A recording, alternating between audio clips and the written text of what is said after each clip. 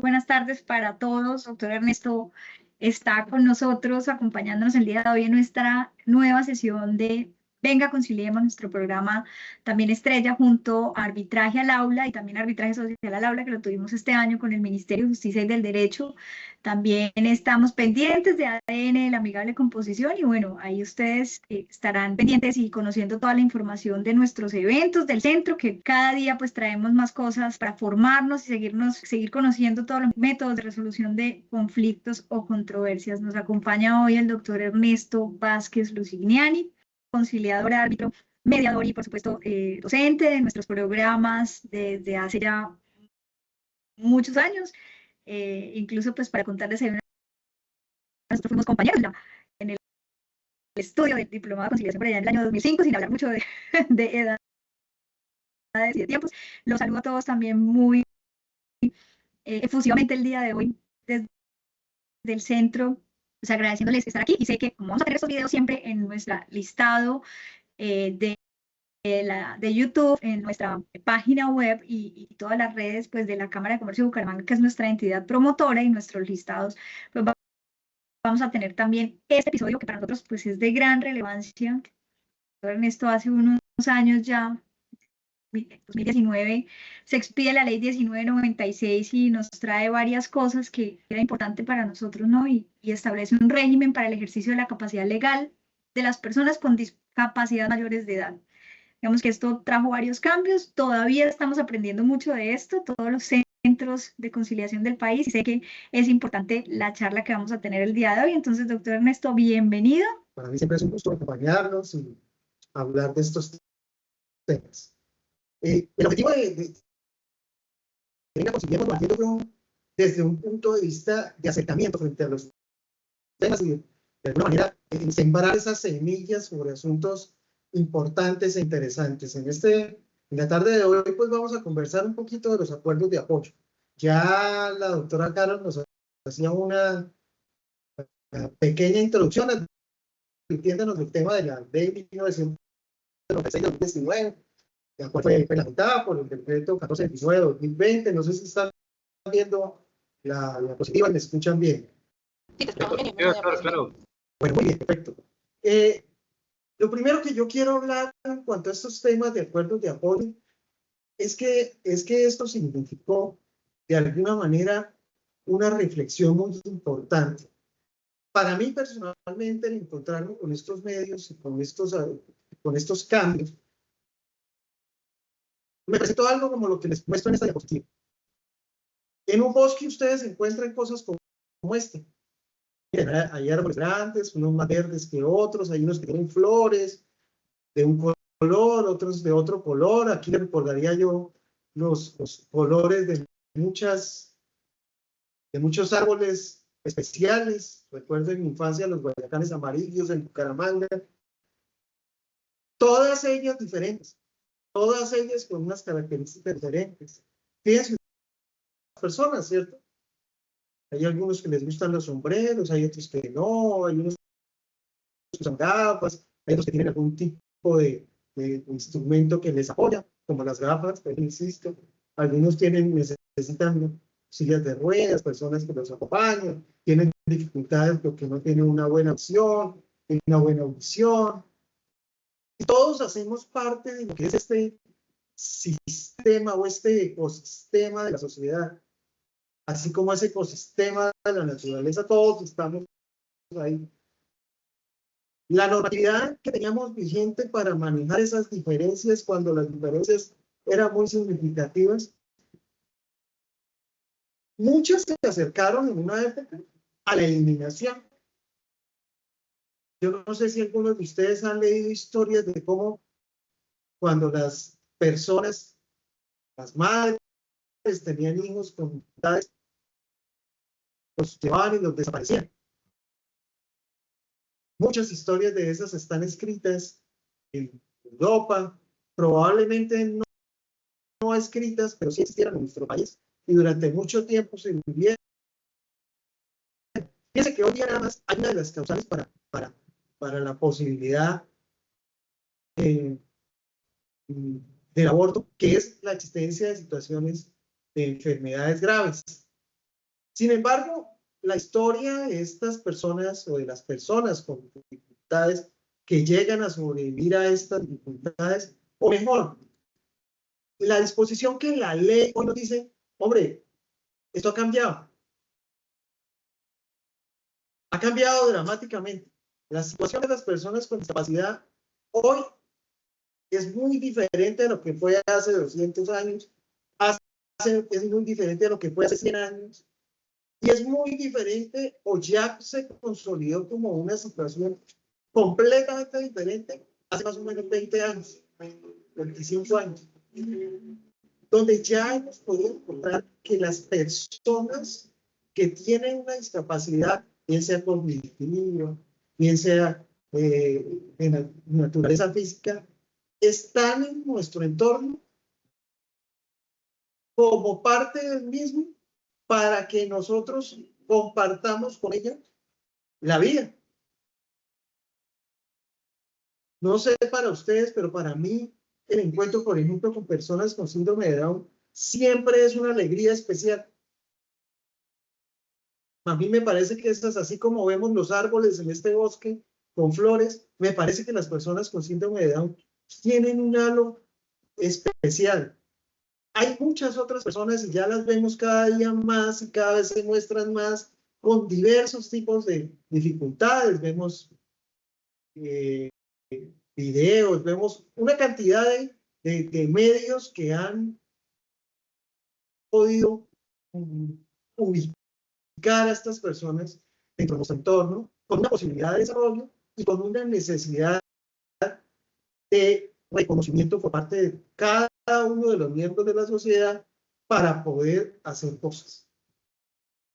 La ley ha hecho esta transformación. Nosotros teníamos una historia jurídica vinculada con presupuestos romanos, a pesar de esa historia que pasó por Francia, pero teníamos tenemos un código civil que hunde sus raíces 1700, con una posibilidad o con ese concepto y esa institución de la interdicción, bajo la posibilidad de que había personas que no tenían la posibilidad de relacionarse o no tenían las condiciones y era posible o innecesario que tuvieran alguien que tomara las decisiones por ellos.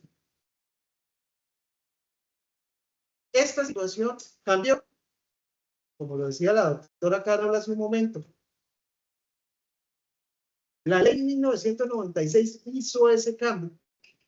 Ese cambio no es, pensemos que nosotros somos unos grandes creadores de esta postura.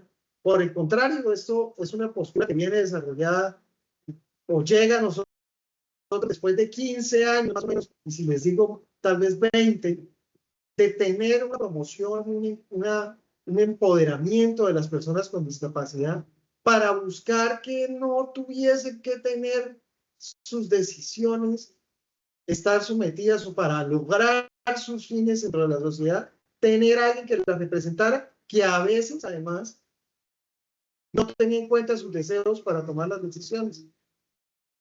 Se hacía necesario que existiera esa persona para que pudiera intervenir. Fíjense ustedes, esto estaba antes, estaban las mismas condiciones de lo que estuvieron las mujeres antes del voto.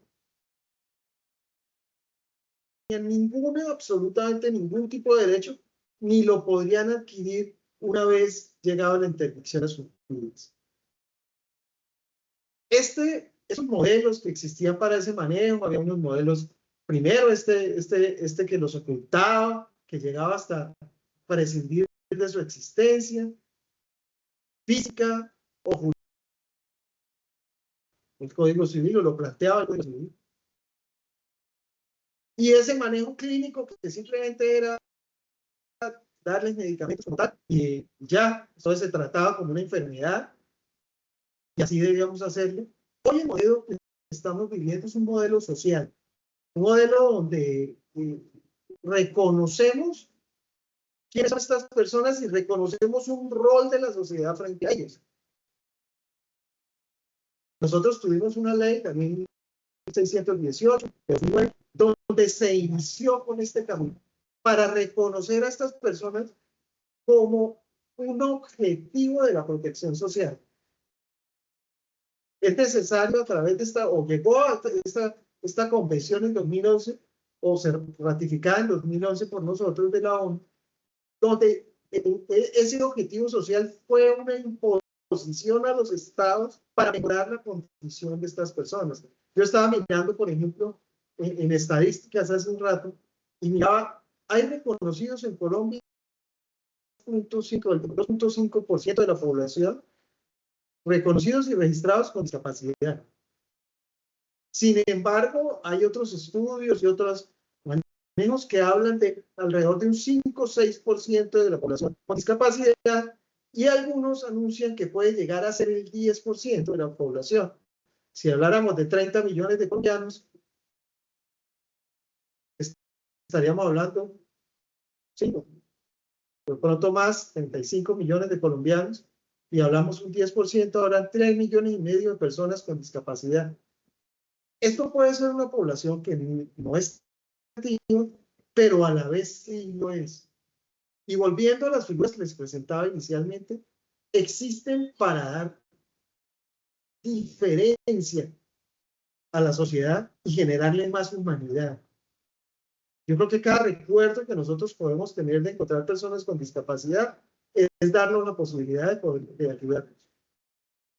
Y en ese sentido, esta normatividad y esto, todo lo que vemos aquí, nos refleja lo que realmente necesitan, o esta normatividad nos ha abierto los ojos.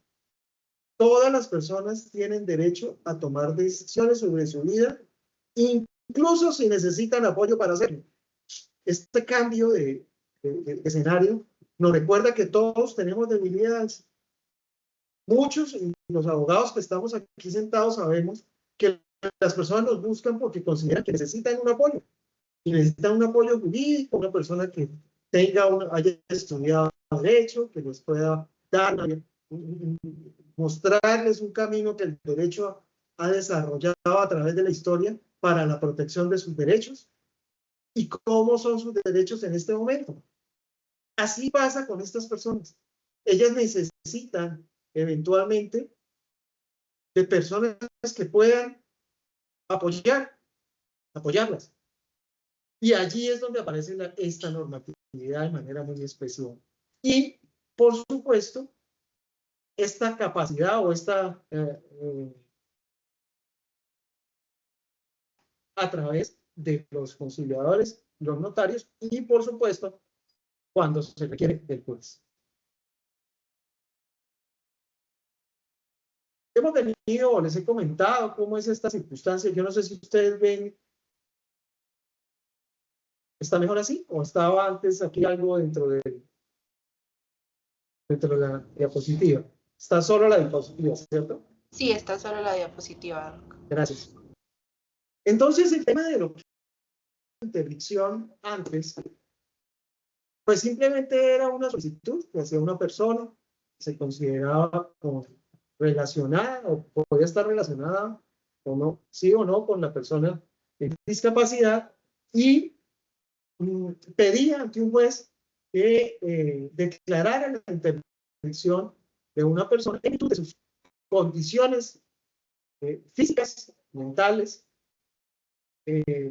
las cuales le impedían, en concepto de un médico, que esa persona no podía trabajar, no podía desarrollarse, y que por lo tanto era necesario que tuviera un tutor que acudía y que daba lugar a que esa persona no tuviera la posibilidad de expresar su voluntad en temas o asuntos jurídicos de ninguna naturaleza, y que para desarrollarse requería de que ese curador adelantara todas sus actividades por ejemplo. En esta convención de la discapacidad se criticó este escenario hasta lo máximo. ¿Dónde surgió, por ejemplo, esas circunstancias especiales? Cuando las personas, a pesar de tener déficit cognitivo de cualquier naturaleza, y especialmente ellas, querían casarse, querían tener hijos. y esta situación no las podían desarrollar porque sus tutores o curadores se lo impedían. Y en algunas ocasiones, a través de mecanismos médicos, pues les realizaban procedimientos quirúrgicos o procedimientos a través de químicos para que estas personas no pudieran tener hijos, entre muchos otros abusos que podríamos contar en la historia. Por eso aparece este nuevo modelo. Vino esta reacción a ese modelo, donde aparece la ley 1996 del 2019, en nuestro país, por supuesto, y que proviene de ese acuerdo, o ese convenio internacional que nos va a llegar. ¿Cuáles son esos principios fundamentales de esta ley? Aquí los tenemos. Lo primero, las personas deciden y son reconocidas para decidir sobre sí mismas en todos los aspectos de su vida. Este es la principal problemática para aquellos que tuvimos que estar vinculados con los procesos de intervención. Porque la gran preocupación que expresaban las personas que necesitaban apoyar o consideraban que necesitaban apoyar a las personas, decían, es que no pueden decidir sobre ciertas cosas en la vida y yo necesito apoyarlos. Yo necesito decidir por ellos. Por ejemplo, ¿cuál debe ser su decisión para fines patrimoniales? ¿Qué va a poder hacer en una inversión si eso no piensa en nada ni puede pensar? Entonces era necesario sustituirlos. Pero ¿qué pasa cuando esas personas con una discapacidad de cualquier naturaleza tienen una idea de su vida? ¿Y quién les ha preguntado por eso? Aquí estamos precisamente buscando cuál es esa autonomía y hasta dónde puede llegar y cuáles son las decisiones que quieren tomar sobre su vida.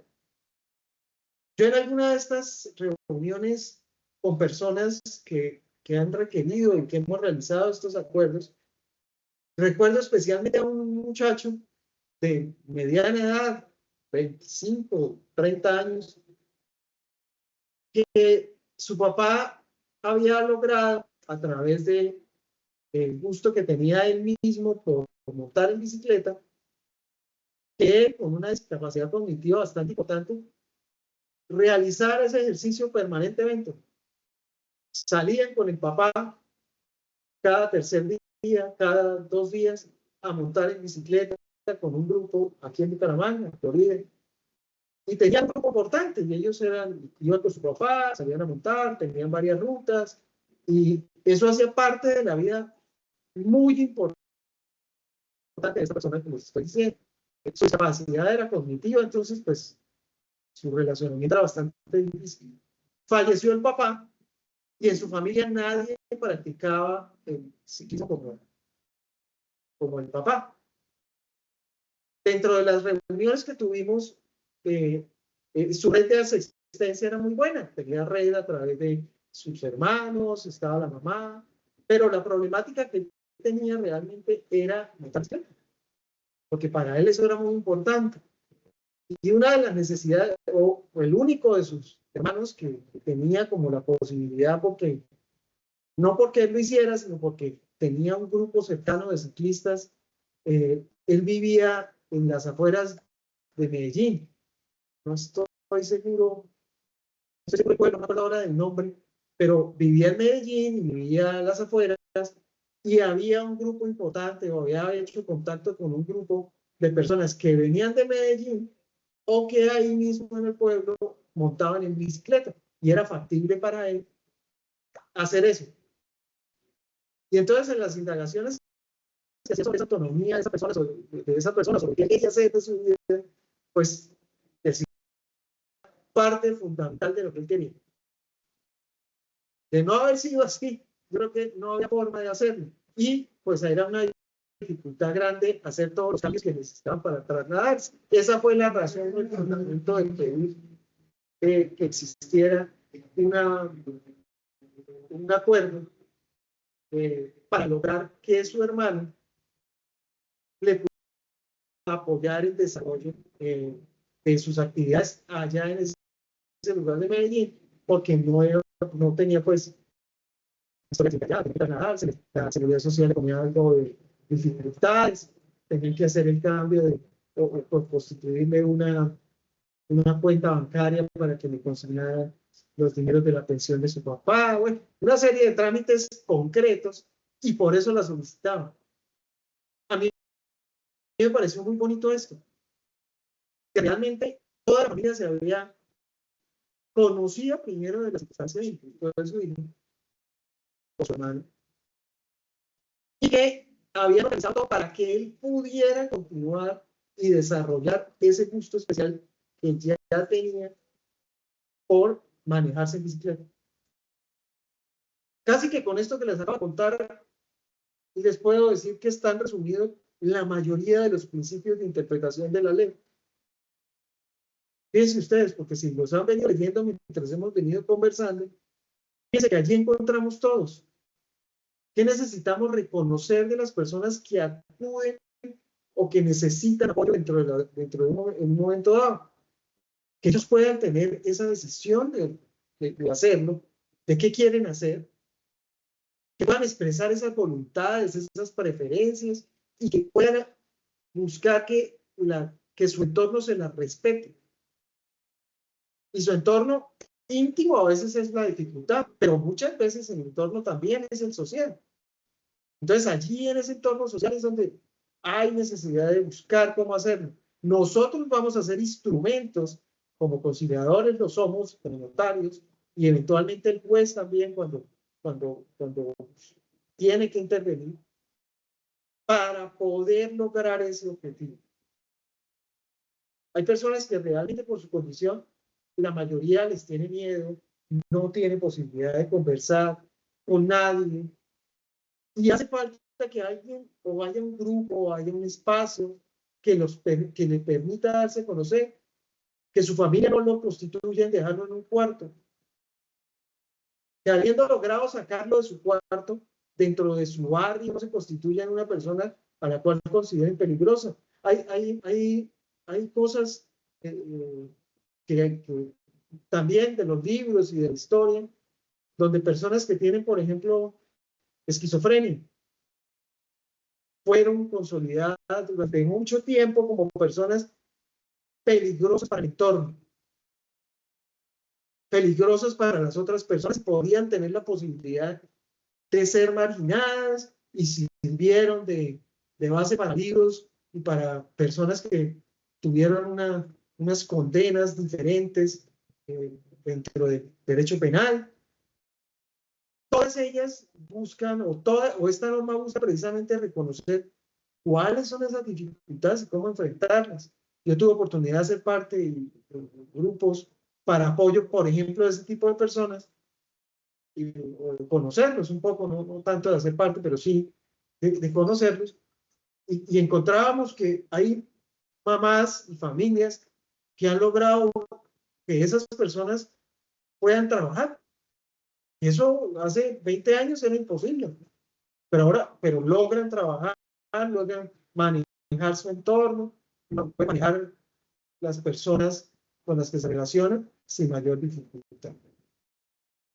Esta norma lo que además buscó es que que las personas con discapacidad puedan tener acceso a apoyos. Y por eso esta ley se ha llamado la Ley de Apoyos. Y la figura como tal es la construcción de esos medios a través de los cuales las personas con discapacidad pueden lograr sus objetivos. Por eso se llama Ley de Apoyos. Y el Estado, a través de esta norma, hace esa modificación. Ya no se trata de ese escenario en el cual una persona sustituye a la otra y eventualmente le ayuda. No, no, no. Aquí es una persona que tiene que ayudar, y su compromiso es ayudarle a hacer. No sustituirlo, aniquilarlo, o no permitirle que se desarrolle en uno o en otro sentido, sino reconocer de esa persona cómo está y cómo lograr que esa persona se desarrolle. Por eso es el compromiso especial que adquiere la persona y que debe reconocer el operador que va a aprobar esos acuerdos de apoyo. Conocimiento que se hace frente a cuál es su función respecto de esa persona. Estos acuerdos de apoyo están remitidos a tiempo de manera muy especial. La expectativa es que se logre por parte de las personas con discapacidad integrarse con la sociedad y requerir cada vez menos apoyo, pero también a la vez que a través de esa figura del apoyo pueda surgir unas formas de acompañamiento sociales, familiares, personales, hasta institucionales, de cualquier tipo de raigambre para que logres superar todas esas barreras que tenemos en nuestro entorno. Estas que yo les he contado son las mínimas de las que realmente encuentran esas personas y además con un ítem especial. Cada persona con discapacidad tiene una barrera que romper. Todas son diferentes. Ninguna de ellas se orienta, no, todas no se pueden generalizar, es lo que quiero decir. Cada una se puede realizar de una manera diferente. Esta persona de la que se hablaba, por ejemplo, no tenía una red. Entonces su barrera no era tener una red de apoyo, sino unas circunstancias las cuales pudiera desarrollarse de una manera diferente. Por eso, la búsqueda de estos mecanismos es una búsqueda permanente. Y este tema del enfoque diferencial es precisamente lo que les estoy hablando. Aquí no se generaliza, no se definen grupos. No, bueno, entonces a todas las personas que tienen estas características, entonces las vamos a manejar de esta manera. No, yo creo que tal vez estos días hablaba con una persona que maneja inclusión dentro de un colegio y su preocupación más grande era, bueno, miren, a mí me llegan todos los diagnósticos de los neuropsicólogos, me llegan diagnósticos de psiquiatras, me llegan diagnósticos de neurólogos, y todos esos diagnósticos tenían una definición de una condición específica de una enfermedad. Y todos ellos tenían la expectativa de que ya, eso era suficiente. Cuando en realidad no, eso no hace. Sí, perfecto, mire, esta persona tiene un problema de Asperger, esta tiene un problema de oposición desafiante con otras personas, entonces su relación social es muy complicada. Y esa categoría que crean en sus diagnósticos, pues nada tiene que ver con la vida diaria de esas personas, y mucho menos con la de un colegio. El colegio tiene que construir de acuerdo con cada persona. Y cada persona, sea o no, tenga o no discapacidad, tiene una forma de vida y una forma de ver las cosas que hay que construir. Enfrentar esos retos creo que es lo más complejo del mundo, pero es lo más bello del mundo a la vez.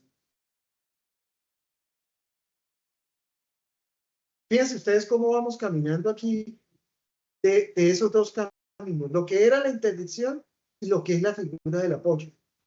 Creería yo que con este contexto que ustedes pueden ir, espero lo hayan podido ir decantando, vayan descubriendo que finalmente aquí no hay unas reglas de juego específicas. Y ustedes puedan decir, ah, bueno, listo, bueno, los acuerdos de apoyo los vamos a manejar con este formato. Esta es una solicitud de apoyo, y cuando llegue una persona que necesite apoyo a una oficina, si ustedes actúan como abogados o como alguien que lo vea, entonces simplemente va a haber un trámite, cuando en realidad lo que se trata es de encontrar qué necesitan esas personas. El tema de la capacidad jurídica. ¿Sí? Aquí ya cambiamos el escenario. Toda persona tiene capacidad jurídica.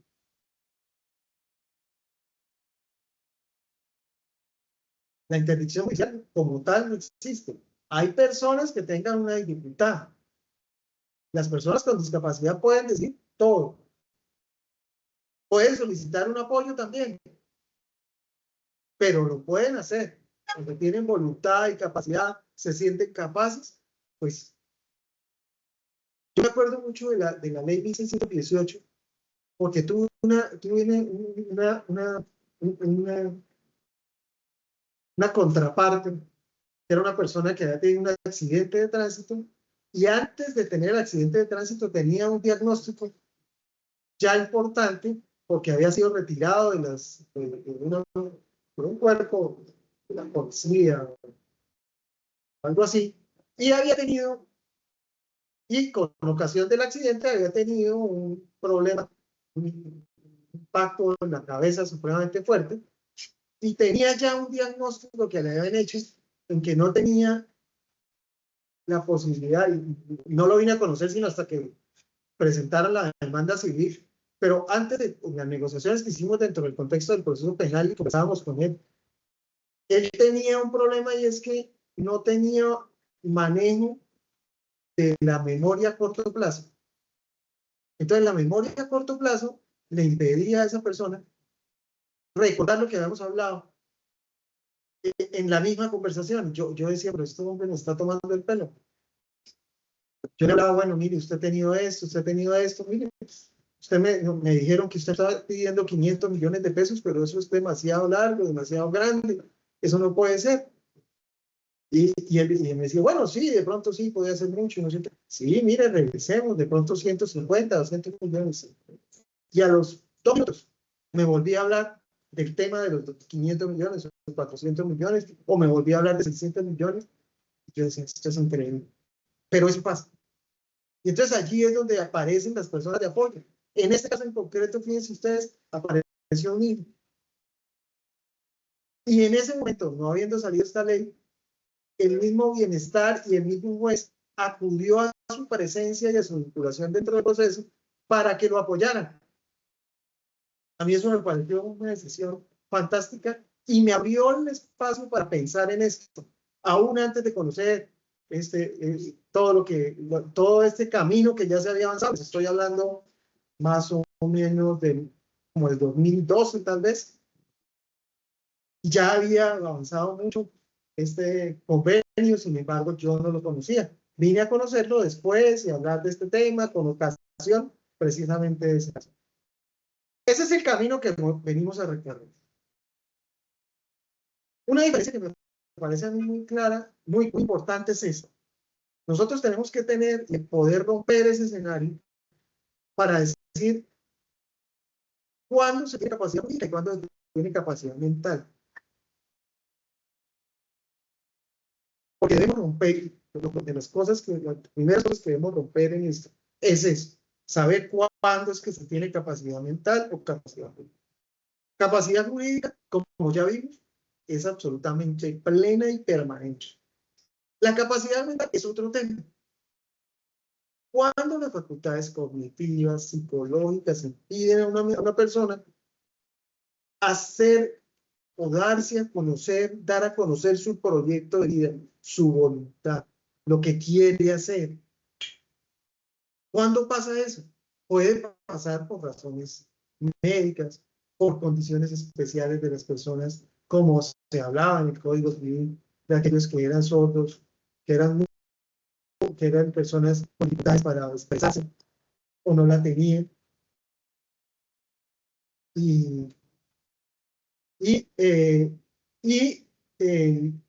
No podían escuchar y no se podían hacer entender por escrito.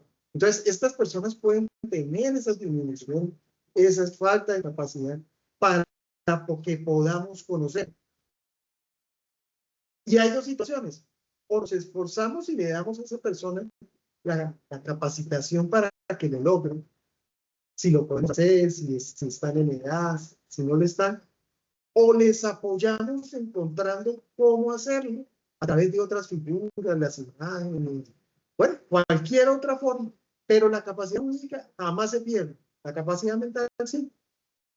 Los abuelos, las personas que tienen dificultades, pues ya por la edad, en esto, esas son las personas a las cuales nosotros debemos ayudar y promocionar en esto que estamos hablando.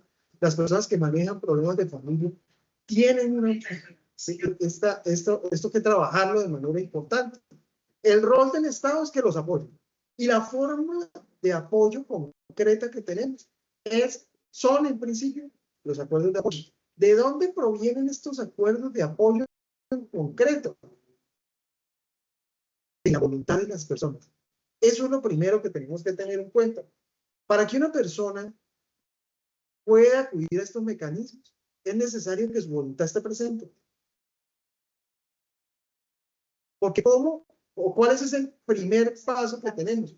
Pues el apoyo será aquello que pueda la persona o que la persona quiera hacer y quiera consolidarlo a través de un acuerdo. Por eso, los acuerdos de apoyo que manejamos en las notarías y en los centros de conciliación son precisamente esas solicitudes que las personas con discapacidad hacen directamente o con cierta colaboración de su red para que puedan expresar qué necesitan hacer y cómo lo quieran hacer. Por eso aquí también va a resultar de importancia el tema del apoyo, que es para ahora, y las directivas anticipadas, que son para el futuro. Entonces, si yo quiero resolver una situación que voy a tener que hacer y que me están poniendo alguna problemática, notaría, ante una entidad de seguridad social, me quieren hacer ir hasta ciertos lugares los cuales se me resulta muy complicado, muy complejo, muy costoso, pues yo puedo aprovecharme de estos acuerdos para poder hacerme representar de alguna manera, solicitar que se me hagan algunas cosas. Yo lo puedo hacer directamente. Ahora miraremos pues la forma de apoyo de las personas no solamente están en estos recursos, pero este recurso es muy importante para que socialmente sea reconocido y además institucionalmente sea también alcanzados los objetivos de las personas. Entonces, cuando hablamos de apoyos, ¿qué busca? ¿Cómo se hace? Pues bueno, yo presento una solicitud. Eso, allí lo que más tengo que evidenciar es cuáles son las necesidades, cuáles son las preferencias que yo necesito hacer valer. Si yo lo que quiero hacer es para el futuro, porque en este momento me encuentro muy bien, pues probablemente la condición personal de aquel que quiera hacer esa directiva anticipada sea la mejor. Pero muchas veces no están esas que necesitamos. Entonces, hay que buscar cómo hacer esos ajustes. Y entonces, en los centros de conciliación tenemos esa preocupación de cómo hacer esos ajustes razonables de acuerdo a la necesidad de cada persona. Y yo hablaba con la doctora Karen y ella con su preocupación. Y yo le decía, mire, doctora Karen, son tan absolutamente numerosos y diferentes las circunstancias que tiene cada persona, que cualquier disposición o organización que usted quiera hacer frente a esto va a resultar insuficiente.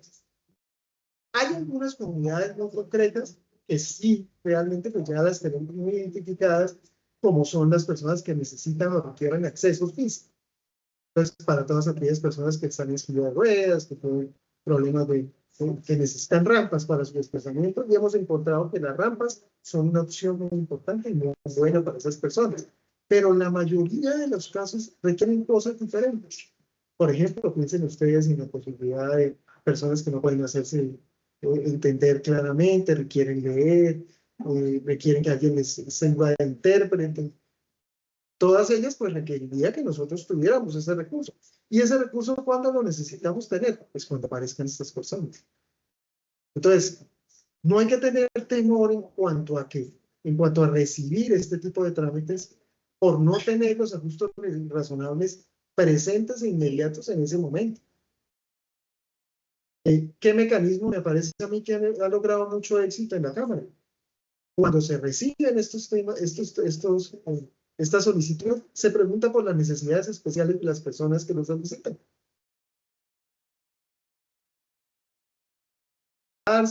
Bueno, no, mire, yo creo que el conciliador puede trasladarse al lugar para hacer la entrevista, puede trasladarse allá para realizar el levantamiento del acuerdo de apoyo sin ninguna dificultad, y hemos podido manejar los diversos casos cuando ese traslado resulta demasiado complejo y el conciliador puede trasladarse. Se hace la impresión de los documentos correspondientes, se hace la validación, se hace la visita inicial o posterior y con ello se resuelven esas dificultades.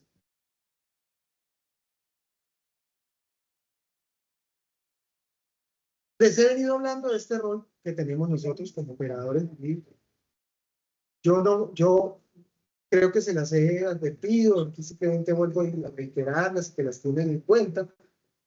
Es importante saber que existe todavía la posibilidad de los jueces de familia, porque los jueces de familia tienen pues, esa revisión de las interacciones. Mal quedó escrito.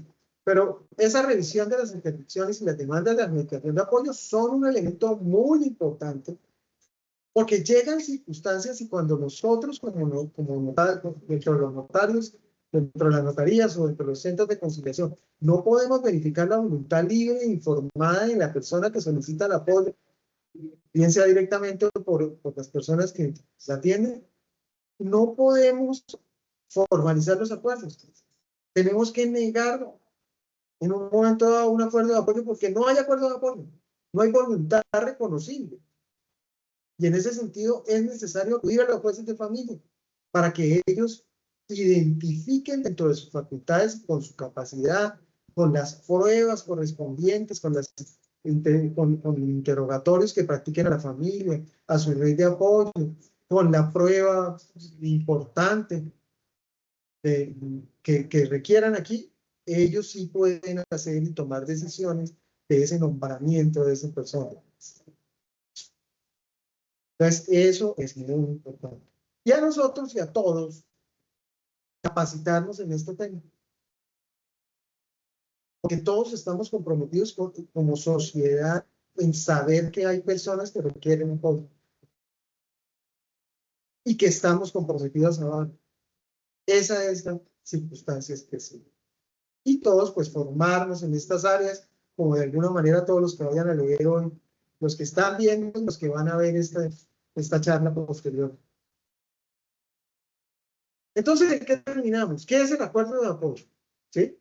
La ley lo define, aquí lo vemos, y es aquel documento que es realizado por la persona con discapacidad y acredita que la persona acudió ante la notaría o ante el conciliador para manifestar su voluntad respecto de contar con un apoyo. ¿Cuál apoyo? Allí volvemos a la incertidumbre de lo que... Y no a la incertidumbre.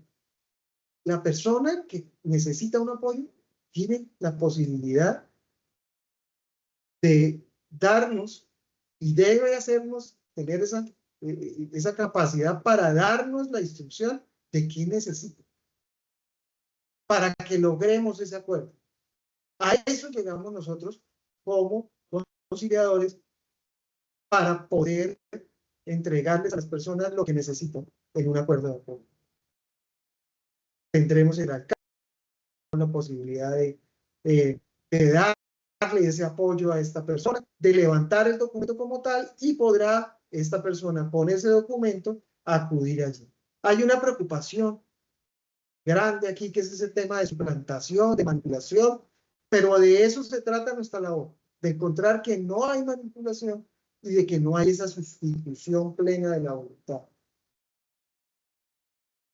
Para eso no hay que ser psicólogo, no hay que ser psiquiatra. Eso es lo que hacen los notarios todos los días, por ejemplo.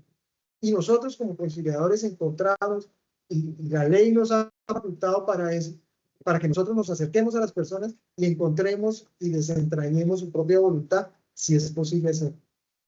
Ese es el compromiso como tal. Este es el contenido que debe tener un acuerdo de apoyo. Fíjense que siempre se habla de los ámbitos específicos de actuación. ¿Para qué lo necesitamos? Y de qué forma queremos que la persona que va a estar con ellos los apoye. Temas importantes siempre en estos acuerdos y es la posibilidad revocatoria, que es siempre, y la duración. O sea, cualquier persona que haya hecho un apoyo puede ir a revocarlo, sí. ¿Cómo lo hace? De la misma forma que lo hizo, yendo ante el conciliador, yendo hasta ante el notario. Y la duración de esto puede ser cualquiera, pero no puede superar 5 años. A los 5 años requiere revalidarse. Y por supuesto, pues, que se haya apoyado. Esto me parece muy importante que lo tengamos presente. Hay cosas que no requieren un acuerdo de apoyo. Hay cosas que lo requieren, como los apoyos formales. Pronto aquí se me fue. Hay apoyos informales que no requieren nada. Los apoyos formales, que fueron los que acabamos de ver, que requieren de eso. Las directivas anticipadas también requieren de documentos, pero no necesariamente pues de los documentos en los términos de un acuerdo de apoyo. Pueden ser de otra manera, pueden ser escritos autenticados o otra forma. Y, por supuesto, siempre existirán decisiones judiciales residuales. En algunos casos para conflictos, entonces que los hermanos, que el apoyo está definido de esta manera, pero no lo puede hacer, entonces necesitamos controvertir y puede haber necesidad de la intervención judicial. O aquellos casos necesarios donde no hay voluntad posible de encontrar. Entonces, allí también tendremos que buscar el proceso.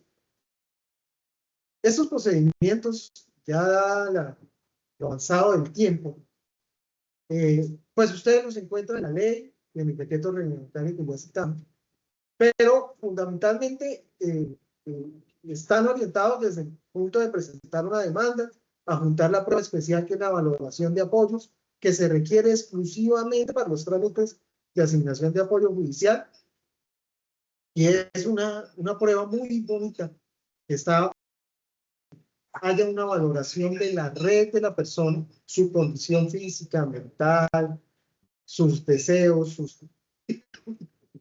su proyecto de vida analizado desde lo que era la persona hacia lo que puede llegar a desarrollar dentro de las condiciones en que se encuentra, para poderle dar ilustración al juez sobre lo que realmente puede ser tomar una decisión frente a él, que además estará acompañada de las declaraciones de su red frente a lo que aspiran a hacer y favorecer para la persona en discapacidad que no puede expresar su voluntad. Pues allí se hace todo un estudio y toda una vinculación a través de médicos, de psicólogos, de trabajadores sociales, de abogados y de aquellas personas que considera ese grupo puedan aportarle para la condición especial de la persona con discapacidad. Entonces, se hacen entrevistas y una serie de cosas, y el juez con todos esos elementos toma decisiones de cuál es la mejor situación. La situación actual de los interdictos, que es una situación muy complicada. Las personas que estaban en interdicción tuvieron un periodo de tiempo durante el cual los jueces debieron haber revisado sus procesos para hacer la adecuación a la nueva ley. Esto pues pasó en un porcentaje menor y pues hay muchas personas que todavía están en esa condición. La postura del Ministerio de Justicia y de los jueces fue que estas personas mantienen su condición hasta que no se ajusten el proceso. Hay una porción reducida de personas que han planteado que la ley está por encima de las decisiones judiciales anteriores y que habiendo una decisión judicial anterior sustentada en una ley que ya no está vigente, no es posible mantener la condición de esas personas hacia el futuro, y por lo tanto en este momento, si hay alguna persona con capacidad de manifestarse, podría en un momento dado acudir a la figura de los acuerdos de apoyo ante notarios y conciliadores para justificarse. Esto no se ha resuelto del todo y pues paulatinamente se han venido reduciendo la cantidad de personas que estén en esta condición, pero pues ya quien tenga esa situación y quiera hacerlo, pues creo que la postura debería ser apoyar la posibilidad de que estas personas resuelvan su situación en el menor tiempo posible y acudiendo pues a esas revisiones solicitadas que pues en muchas ocasiones requieren de abogado o que directamente a través de estos acuerdos resuelvan circunstancias que puedan necesitarse. Esta preocupación que les decía hace un rato de impedir que se abusen a través de los apoyos de las personas, pues es un compromiso importante que tenemos como conciliadores para que no aprobemos ningún tipo de acuerdo que haga a las personas que no refleje la voluntad de las personas. Esto parece una dificultad muy grande, pero en la práctica se vuelve precisamente la función nuestra como conciliadores de poder reconocer esas circunstancias. No, es que yo quiero y necesito reunirme solo con las personas de discapacidad, cualquiera que sea su discapacidad.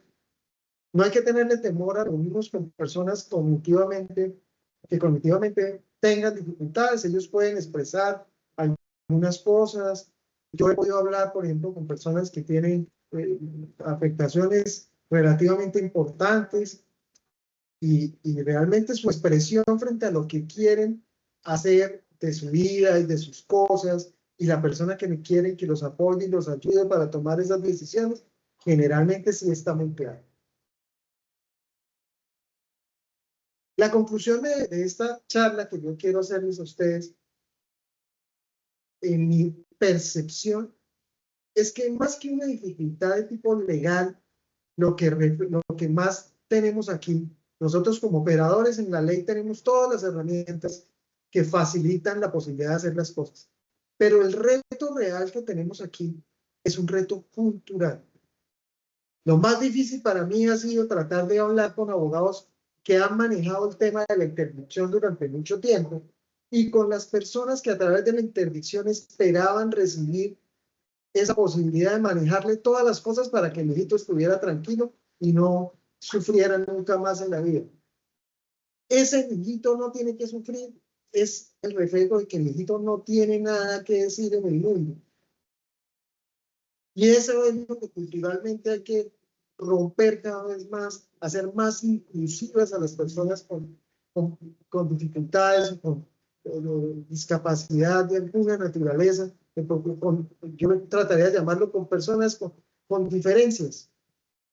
Porque esas son las personas que poco a poco vamos a estar integrando en ese gran bosque que vimos allá atrás, como parte del bosque, como parte de cómo embellecen a la sociedad, cómo le dan la posibilidad de ser mucho más humanos y de construir un bosque tan hermoso como el que vimos en esa película.